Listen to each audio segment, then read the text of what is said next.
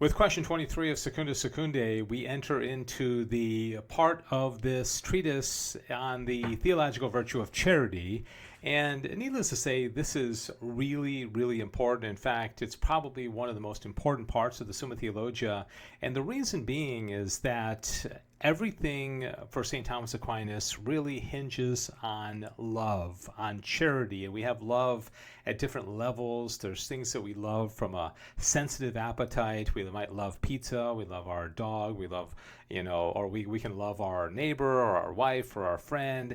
And then we can have love of God himself. Now, the love of neighbor and the love of God are certainly related to each other. And so these articles, and there's quite a few of them here. I think there's 8 articles in this question, are very, very important. I love the way it starts because, Thomas sometimes is accused of being very technical and very, philosophical, but he's going to say in Article 1 here that our friendship, our relationship with God is based on friendship. And I love how he explains this, so I'm going to read most of this corpus here. The article says whether charity is friendship. He says, not every love has the characteristic of friendship, but that love which is together with benevolence, where we love someone so as to wish good to him. So if you wonder if somebody loves you, if your friend loves you, or your spouse loves you, or your kids love you, do they wish your good? Okay, so St. Thomas is going to make that distinction. If, however, we do not wish good on what we love, but wish its good on ourselves, and then he says, for example, loving wine or a horse or a dog. He doesn't mention dog, he mentions horse, but he would say that those things can't return the love. Certainly wine can't, right? And I love that of all the things of the appetite that he could mention, he mentions wine. Isn't that awesome? It is love, not of friendship, but a kind of concupiscence, for it would be absurd to speak of having friendship with wine or a horse, which is interesting because I think in our modern day, we would say, most people would say, yeah, you can have friendship with a dog or a horse or a pet cat, right? But Thomas doesn't think that's possible. Yet neither does well-wishing suffice for friendship, for a certain mutual love is requisite, since friendship is between friend, and this well-wishing is founded on some kind of communication. This is very important. Accordingly, there is a communication between man and God, inasmuch as he communicates his happiness to us. Some kind of friendship must needs be based on this same communication. So God communicates his happiness to us in many ways, through grace, through the created world, through, fellow man, through our experience of, the virtue, theological virtues, right? But he says we have to reciprocate. He says the love which is based on this communication is charity, wherefore it is evident that charity is the friendship of man for God. I love that. That is such an important article in the Summa. Is charity something created in the soul? Now, it's interesting. He starts off, and I'm not going to read all this, but talking about who he calls the master of the sentences, who is Peter Lombard. He was kind of the St. Thomas Aquinas of that age before Thomas wrote the Summa. And so he doesn't agree with what Lombard goes into about whether charity is something created in the soul. Lombard thought it was more like the Holy Spirit, working in the intellect. But I'm just going to read the end here. Thomas says, God, who moves all things to their due ends, bestowed on each thing the form whereby it is inclined to the end appointed to it by him. Okay, so there's teleology. God moving something to its proper end. And in this way, and I love this Bible verse, Wisdom 8:1, he ordereth all things sweetly. God creates a world that's a world of order, and he gives creatures what they need to accomplish their final end.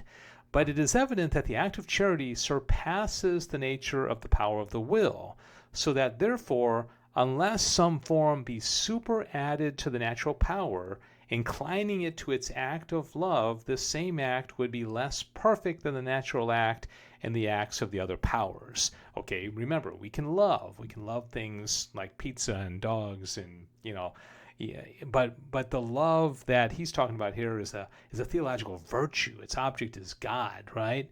Nor would it be easy and pleasurable to perform. And this is evidently untrue, since no virtue has such a strong inclination to its act as charity has. For us to perform the act of charity, there should be in us some habitual form superadded to the natural power, inclining that power to the act of charity and causing it to act with ease and pleasure.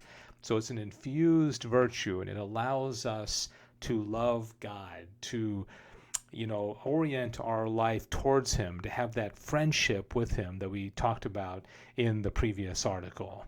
Is charity a virtue? Well, of course it is. Human acts are good according as they are regulated by their due rule and measure.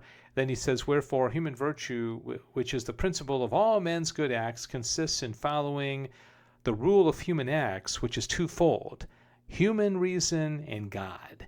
And then he says moral virtues are defined as being in accord with right reason. Okay, that's how you know that a moral virtue is a virtue, is that it's in accord with right reason, prudence. So too the nature of virtue consists in attaining God, as also stated above, with faith and hope. Wherefore it follows that charity is a virtue, for since charity attains God, it unites us to God, which is the ultimate good.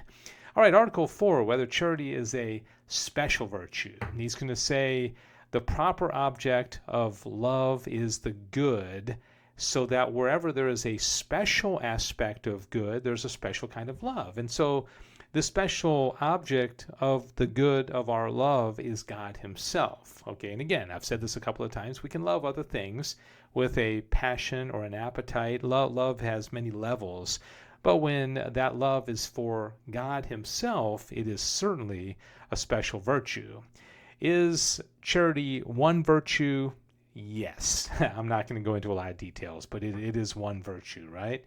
Is charity the most excellent of the virtues? He says the theological virtues, which consist in attaining the first rule, since their object is God, are more excellent than the moral virtues, the intellectual virtues, which consist in attaining human reason. And it follows that among the theological virtues themselves, the first place belongs to that which attains God the most. Now, this is very important because we are living, we live on a level of nature, the physical world, the sensible world. And then, as we learned in the first article of the Summa, our goal and our purpose and our end is supernatural. And so some of the virtues, like the moral virtues, the intellectual virtues, help us down here.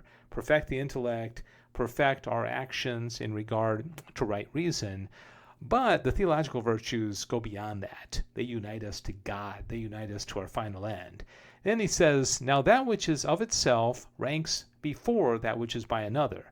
But faith and hope attain God indeed in so far as we derive from Him the knowledge of truth, or the acquisition of good, whereas charity attains God Himself, that it may rest in Him, but not that something may accrue to us from Him.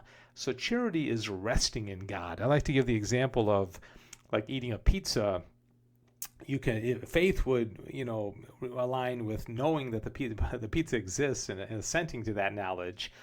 Hope would be desiring the pizza, but charity would be eating it, resting in it, enjoying it. And it's the same thing with God. Article 7, whether any true virtue is possible without charity. And he says, yes, it's possible, but he nuances it. I'm not going to go into all this because this video is already pretty long, but he says, yeah, it is possible. Is charity the form of the virtues? Now, this is very interesting because a form is what kind of makes something what it is. He says, in morals, the form of an act is taken chiefly from the end. The reason of this is that the principle of moral acts is the will whose object and form, so to speak, are the end. Very important. Now, the form of an act always follows from a form of the agent. Consequently, in morals, that which gives an act its order to the end must needs give the act its form.